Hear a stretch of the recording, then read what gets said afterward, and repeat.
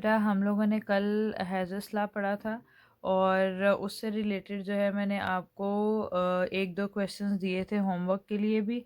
और क्योंकि उसमें से सिंपल हैज़र्स लॉ वाला जो फार्मूला है वो यूज़ होना था, delta H is equal to delta H one plus delta H two plus delta H three, और उसको यूज़ करते हुए आप लोगों ने वो क्वेश्चन सॉल्व कर लेना था। और वो मैंने क्वेश्चन आपको दिया था बेटा, क्वेश्चन नंबर 16 ऐसे ही है।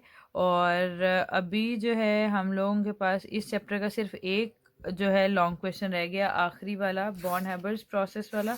वो हम लोग कल पढ़ेंगे। बॉर्न हैबर साइकिल, अभी हैज़र्स लॉ से रिलेटेड जो कुछ क्वेश्चंस हैं बेटा एक्सरसाइज के, हम लोग उनकी बात कर लेते हैं। वो आपकी जो है असाइनमेंट है, आपका होमवर्क है। हैज़र्स लॉ ही उसमें यूज़ होना है, वही formula delta H is equal to delta H one plus delta H two plus delta H three, और उसी ही फार्मूला की यूज़ करते हुए आप लोगों ने इन क्वेश्चंस को सॉल्व करना है। तो आज सिर्फ आपको होमवर्क देना है बेटा, इन एक्सरसाइज के क्वेश्चंस को सॉल्व करना है आपने। ये एक तरह की आपकी असाइनमेंट है बेटा। पहले तो उसमें आपको ये करने हैं, ये सारे के सारे जो एमसीक्यूज़ हैं बेटा, ये आपके शॉर्ट सिलेबस में भी इंक्लूड हैं। आपको ये जितने भी एमसीक्यूज़ हैं ये लर्न करने हैं। मैंने ये मार्क कर दिए हैं बेटा। और अभी आप लोगों ने उसमें बस एक आखिरी टॉपिक के अलावा ये पूरा चैप्टर भी आप लोग पढ़ चुके हो, तो अभी ये आपको वैसे भी याद होंगे अगर आपने रोज़ का रोज़ लेसन जो है वो लर्न किया होगा तो। और उसके अलावा जो शॉर्ट सिलेबस में इंक्लूड है बेटा, वो क्वेश्चन नंबर 4 है। और ये जो क्वेश्चन नंबर 4 है बेटा, ये भी हम लोग कर चुके हैं। ये सिस्टम, सराउंडिंग, स्टेट फंक्शन, ये सारी एंडोथर्मिक, एक्सोथर्मिक, ये सारी बात हो चुकी है। इंथाल्पी वाली ये हम लोग ऑलरेडी पढ़ चुके हैं बेटा। क्वेश्चन नंबर 5, उसमें देखो उसका जो ए वाला पार्ट है, internal energy, enthalpy, exothermic, endothermic, फिर से उनको डिफाइन करना है, उनको डिफ्रेंशिएट करना है। ये भी हम लोग चैप्टर में पढ़ चुके हैं, ये मैं आपको बता चुकी हूँ बेटा। उसके बाद जो उसका बी वाला पार्ट है, उसमें कहा गया है कि इंथाल्पीज़ को बताना है, उनको डिफाइन करना है, साथ में दो एग्जाम्पल। तो ये उसकी टाइप्स ऑफ इंथाल्पी जो है उसमें हम लोगों ने, ये मैंने आपको सब कुछ करवा दिया था, उसकी डेफिनेशन भी और एग्जाम्पल्स भी। तो क्वेश्चन नंबर 5 भी हो चुका है, क्वेश्चन नंबर 4 भी हो चुका है। उसके बाद जो शॉर्ट सिलेबस में इंक्लूड है बेटा, वो क्वेश्चन नंबर 7 है। ठीक है, और ये जो 7 वाला है उसमें देखो वही कहा हुआ है कि what is the first law of thermodynamics, how does it explain that Q V is equal to delta E and Q P is equal to delta H. तो ये दोनों ही जो है बेटा रिलेशंस हम लोग ड्राइव भी कर चुके हैं। और ये इसकी बात हो चुकी है फर्स्ट लॉ ऑफ थर्मोडायनामिक्स की, ये मैंने लॉन्ग क्वेश्चन आपको करवा दिया था बेटा। उसके अलावा जो अगला वाला आपके शॉर्ट सिलेबस में इंक्लूड है, वो है एक्सरसाइज का क्वेश्चन नंबर 7। अब यहाँ से ये जिस पे स्टार है बेटा, ये आप लोगों ने सॉल्व करना है। ये सिंपल, मैं आपको खुद भी बता देती हूँ बेटा। क्वेश्चन नंबर 7 उसमें कहा हुआ है how will you differentiate between delta E and delta H. तो ये वाली बात तो हो चुकी है ना कि डेल्टा ई क्या है और डेल्टा एच क्या है। डेल्टा एच इंथाल्पी और जो डेल्टा ई है वो इंटरनल एनर्जी।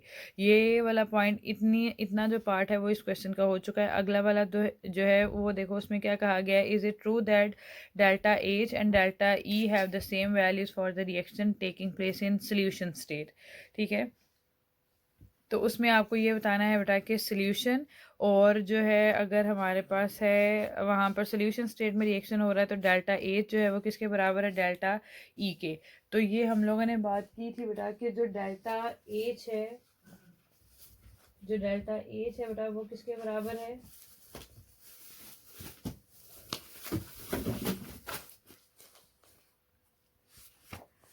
उसमें हम लोगों ने बात की थी बेटा कि जो डेल्टा एच है वो किसके बराबर है, delta E plus delta W के। और जो डेल्टा डब्ल्यू है बेटा वो किसके बराबर था, पी डेल्टा वी के। अगर वर्क जो है वो प्रेशर और वॉल्यूम की फॉर्म में हो, तो हम लोग जो डब्ल्यू है बेटा उसकी जगह पे क्या पुट कर सकते हैं, पी डेल्टा वी। अब अगर रिएक्शन जो है बेटा वो हो रहा हो सोल्यूशन स्टेट में, अगर रिएक्शन किस में हो रहा हो, सोल्यूशन स्टेट में, तो जो वॉल्यूम में आने वाला चेंज है ना बेटा, वो तकरीबन जो है वो अप्रॉक्सीमेटली बराबर होता है ज़ीरो के। वॉल्यूम में जो आने वाला चेंज है वो अप्रॉक्सीमेटली किसके बराबर होता है, 0 के। तो इसका मतलब है यानी वॉल्यूम में जो है जो चेंज आता है वो बहुत कम होता है, इतना कम होता है कि हम लोग उसको निग्लेजिबल कंसिडर कर सकते हैं।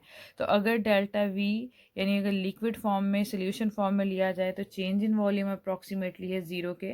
तो यहाँ पर इस इक्वेशन में अगर डेल्टा वी की जगह पर हम लोग पुट कर दें 0 को, तो P अगर 0 से मल्टीप्लाई होगा तो ये पूरा फैक्टर 0 हो जाएगा। बाकी क्या बचेगा, डेल्टा E। तो डेल्टा एच किसके बराबर है बेटा, डेल्टा ई के। तो उसमें यही पूछा गया है कि आपको ये बताना है कि जो लिक्विड स्टेट है या जो सोल्यूशन फॉर्म है उसमें जो डेल्टा एच है वो किसके बराबर होता है, डेल्टा ई के। तो सिर्फ आपने ये बात कर देनी है कि जब सोल्यूशन फॉर्म ली जाती है तो उसमें जो चेंज इन वॉल्यूम है डेल्टा वी जो है वो अप्रॉक्सीमेटली 0 के बराबर होता है, कम होता है। इस वजह से हम लोग जो है कह सकते हैं कि डेल्टा एच किसके बराबर है, डेल्टा ई के। बस ये वाली बात करनी है बेटा आपने, और ये तो मैंने खुद ही कर दिया। इसका मतलब है क्वेश्चन नंबर 7 भी अब आप लोग नहीं करोगे बेटा। क्वेश्चन नंबर 8 ऑलरेडी हो चुका है, उसमें भी वही हीट ऑफ कंबस्टन और वो सारी बात हुई है कैलोरी मीटर वाली।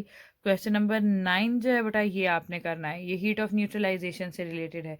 ये वाला भी अगर आप थोड़ा सा गौर से अगर आपने ये इंथाल्पी ऑफ न्यूट्रलाइजेशन वाला टॉपिक पढ़ा होगा तो इसका आंसर आपको उसी ही में मिल जाएगा। ये आपका होमवर्क है बेटा, आपको क्वेश्चन नंबर 9 करना है।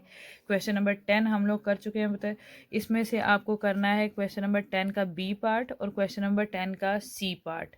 जिस पे स्टार लगे मैंने, ये आपका होमवर्क है, ये आपकी असाइनमेंट है बेटा। ये भी मैंने सारे इन्हीं टॉपिक्स में करवा दिए हैं, सिर्फ आपको ये थोड़ी सी मेहनत करनी है, थोड़ा सा सर्च करना है और उसके आंसर्स ढूंढने हैं आपको, ठीक है। क्वेश्चन नंबर 7 करना है आपको, क्वेश्चन नंबर 9 करना है आपको, 7 वाला तो मैंने करा दिया, 9 करना है आपको, 10 का बी पार्ट, 10 का C part.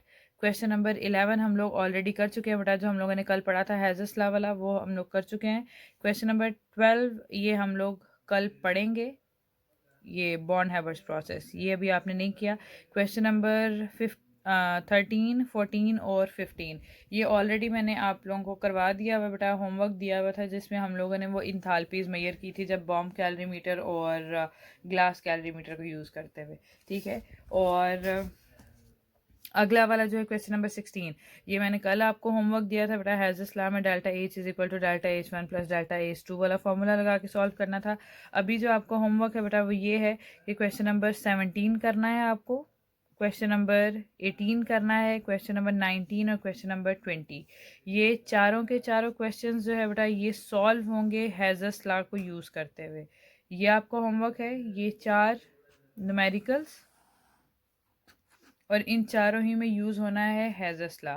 Delta H is equal to delta H one plus delta H two plus delta H three assignment है बेटा। बाकी ये क्वेश्चन हम लोग कर चुके हैं, उनमें से 12 और 21 रह गया हुआ है, ये हम लोग कल करेंगे बॉर्न हैबर साइकिल जब मैं आपको करवाऊंगी लास्ट वाले टॉपिक में तब। बाकी जिन पे टिक लगी हुई है ये मैं ऑलरेडी आपको करवा चुकी हूँ। यहाँ से जो स्टार लगा हुआ है बी वाला ये आपका होमवर्क है, सी वाला ये आपका होमवर्क है, और जो क्वेश्चन नंबर 9 है बेटा ये आपका होमवर्क है। 9, 10 का बी सी पार्ट, यहाँ से क्वेश्चन नंबर 17, 18, 19 और 20 ये मैं आपको इसलिए सॉल्व नहीं करवा रही बेटा क्योंकि मैंने आपको ये वाला जो है टॉपिक हैज़ेस लॉ वाला वो करवा दिया है। अब सिर्फ उसी को यूज़ करते हुए आपने ये वाले न्यूमेरिकल सॉल्व करने हैं, ये उससे रिलेटेड है इसलिए आपको ये खुद करना है, ठीक है।